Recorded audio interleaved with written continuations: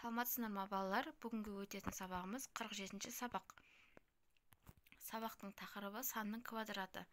Бүгін сен санның квадратын 1/2 көбейткіштің көбейтіндісі ретінде ұғынуды үйренесің. Бірінші тапсырма. Талғат Астанадағы шахматшылар саябағына барды. Ол шахмат тақтасының шаршы пішінді болатынын білді. Оған тақтадағы кіші шаршылардың санын анықтауға көмектес. Бізде кіші шаршы төбесінен 8, жанынан 8, яғни барлық жерінде 8. Ол үшін 8-ді көбейтеміз 8-ге. Тең, бұл дегеніміз 8-дің квадраты. 8-ді 8-ге көбейтсек 64.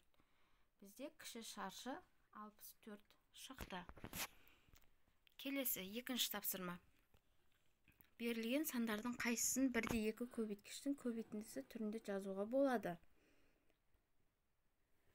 36, 81, 64, 9, 4, 16, 49 және 25.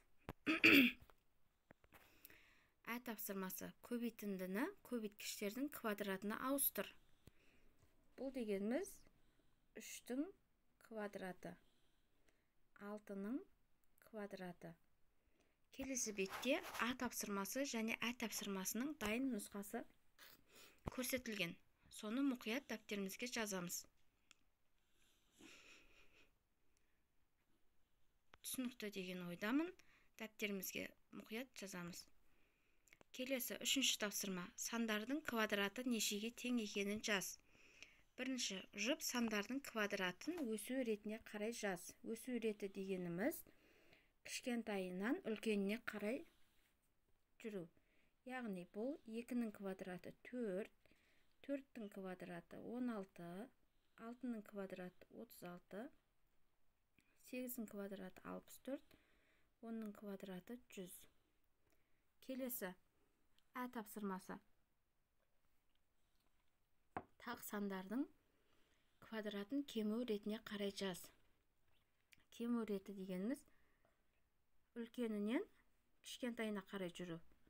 9-ның квадраты 81, 7-ның квадраты 49, 5-дің квадраты 25, 3-дің квадраты 9, 1-дің квадраты 1 болады.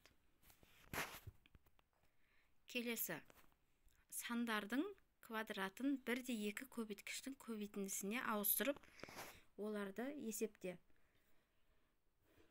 2 көбейткіштің көбейтіндісіне ауыстырып дейді. Бұл дегеніміз 1/2 сан, яғни 4 көбейту 4. Қосу 8 көбейту 8. Бұл жерде біз А тапсырмасынан 4-те орындаймыз, Ә тапсырмасынан 4-те орындаймыз. Келесі осы тапсырмалардың дайын нұсқасы көрсетілген. Бұл жерде 1/2 көбейтінді 4-ті 4-ке көбейтсек 16, 8-ді 8-ге көбейтсек 64, 10-ды 10-ға көбейтсек 100, 9-ды 9-ға көбейтсек 81. Ә тапсырмасы.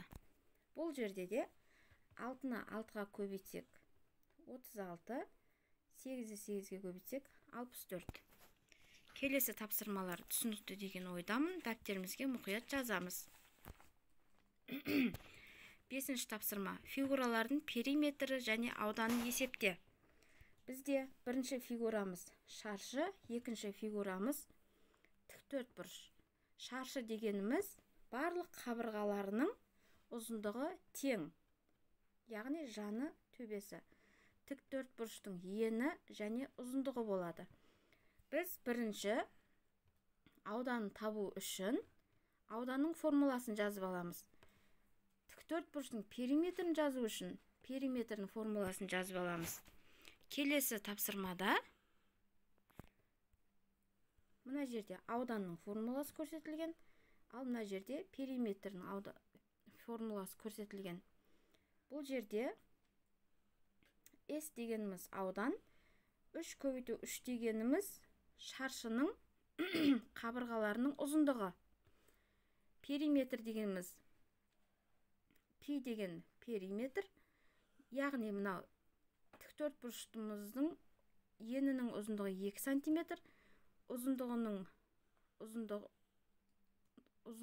5 сантиметр. Яғни бізде шығады екен ауданның, шаршымыздың ауданы 9 метр квадрат, периметріміздің сантиметрі 14 сантиметр шығады екен. Бұл дегеніміз шаршының ауданы 9 метр квадрат. Бұл дегеніміз 3-ке көбейттік. Периметрдікі 14 сантиметр шығады екен. Ұзындығы жалпы мына тік төртбұрыштың ұзындығы. Түсінікті ма балалар? Кері байланыс жасаймыз. Осымен бүгінгі сабақ аяқталды. Кері байланыс жасауға тырысамыз. Каналға тіркеліп, лайк басамыз. Сау болыңыздар.